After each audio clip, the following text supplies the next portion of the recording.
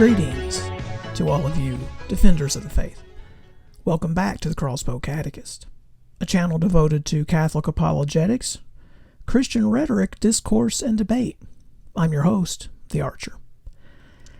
I thought we would devote this episode to the continuation of our lecture on the lie of evolution. Certainly review episode 3, the first part, to make sure you master the skateboard analogy. It truly is crippling to the evolutionist. Takes the wind right out of their sails. I guess we should start with this. Some of you may know that I have spent a lifetime in the field of higher education. I have a master's degree from Ohio State, and my undergrad is from UND. I have spent 10 years teaching high school science and math. The sheer amount of wretchedness that has been scourged on the earth due to this falsehood of evolution is really immeasurable. The world of academia and higher learning is now so deeply embedded in this nonsense, they can no longer back the truck out of the garage, so to say. So as more and more scientific information comes out proving that Darwinian evolution, or macroevolution, is a complete and total deception, the university elite literally doubled down on their insanity and pretend that the science still supports their lunacy, when of course it does not and never really did. It's always been a ruse, a scam. But the scientific community of the post-Enlightenment era were so very desperate to get God out of the scholastic arena, they were willing to promote almost any theory available that seemed even remotely conceivable. Of course, as I've always said, the true goal was it's never God. It's always sin. Sin is what they want to get rid of, so that their progressive postmoderns, could grab a hold and take root of everything, and so they have. 150 years of lies have infiltrated and subverted nearly every scientific field of study at the university level. I've seen it with my own eyes. And mind you, without one shred of evidence. The great lie of evolution needs millions and millions and millions of years to be believed by most rational thinkers. Therefore, every field of study began to climb aboard the bandwagon or risk being blackballed by the globalist elite pushing this idiot doctrine. If you stepped out of line and refused to conform, you could easily find yourself locked out, and worse yet, losing your funding for whatever real scientific endeavor you were engaged in. Follow the company line or lose your tenure, lose your research grants, and most importantly, lose your reputation. Cultural Marxism at its finest. Directly because of evolution, we now have insanely old ages for the universe and the earth, without really any true science to back those advanced ages up. But because evolution needs billions of years to even make sense, scientists capitulate and manipulate their fields of study in order to comply. Educated people now believe all kinds of ridiculous things simply to appease the evolutionist. Dinosaurs lived 65 million years ago? Are you serious? That's nonsense.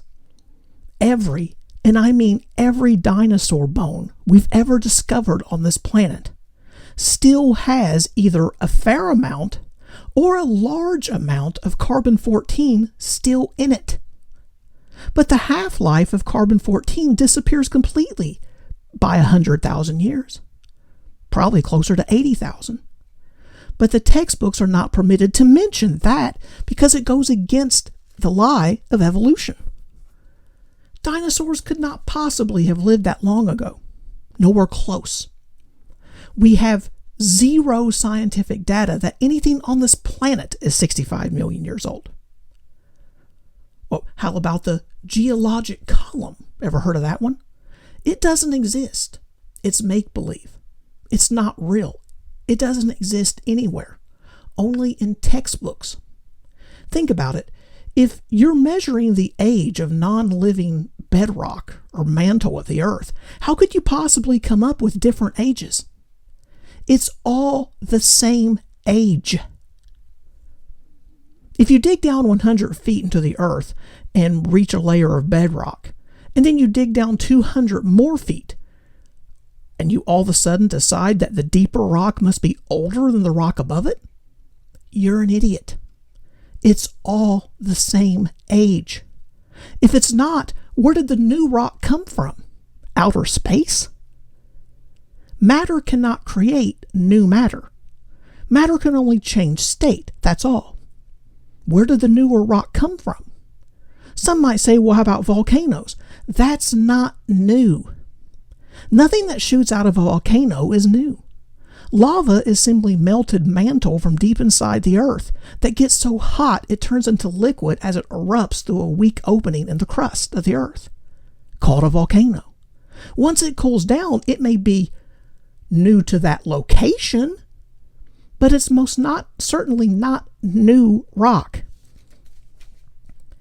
It's simply rock that was turned into a liquid and is now a solid again. And it most certainly is not 65 million years old. There's new evidences coming out nearly every day proving that the earth cannot possibly be that old. But this information is squashed by the world of academia because they know information like that will eventually come for their great golden calf: evolution. What's happening today is, with the onset of the internet age, information is now available to the masses. People no longer need the universities to get educated on a certain topic or field of study. Statistics, numbers, raw data, and evidence are now at the fingertips of the general public, like it should be. And the lies of academia are coming out of the closet. And the scholastic world is not happy about it. Remember Lucy? We've all seen her in our textbooks, right? Yeah, but the truth is, scientists have known for 40 years that Lucy is an ancient chimpanzee. Never human, never close to human. She's 3 feet tall with arms much longer than her legs. We don't even know if Lucy was a female or not. But they've passed her off as the first woman for 40 years. Lies. Nothing but nonsense. We'll skip our J1Q for today because I think this subject matter is really important. Now, some of you may be saying, well, Archer, you're Catholic, so of course you're going to be against macroevolution. Well, let me share something with you that should absolutely stagger you. At least if you're being honest with yourself, it should. If you want proof that the university structure in the West has been for decades concealing and manipulating information, then listen to this. We all know about these Neanderthal men, right? We've heard of Neanderthals, right? These endless human ancestors that shared so much in common with us, but simply were not as evolved yet. We've all seen the propaganda posters of man walking from a hair-covered, humpback ape-like creature and then slowly standing more and more upright until finally we have modern man. What a colossal lie. What I'm about to share with you should 100% blow your mind. It did me. Say you and I traveled around the world and collected together all these bones from these things, these bones of contention, these pre-human ancestors that we don't really know a lot about. We went to the museums, the universities where they're all housed. You know, you've heard them all: Java man, Homo erectus, Neanderthal man, Peking man, Homo habilis, so on and on and on. Say we went and we collected all of these bones from these things that scientists have discovered over the years. The actual bones now, not the plaster that they artistically build around the bones to make whatever they want to make, but the actual bones themselves. Fragments of jaw bones, clavicles, partial leg and hip bones, so forth. We go around and we collect all of these bones from every one of them.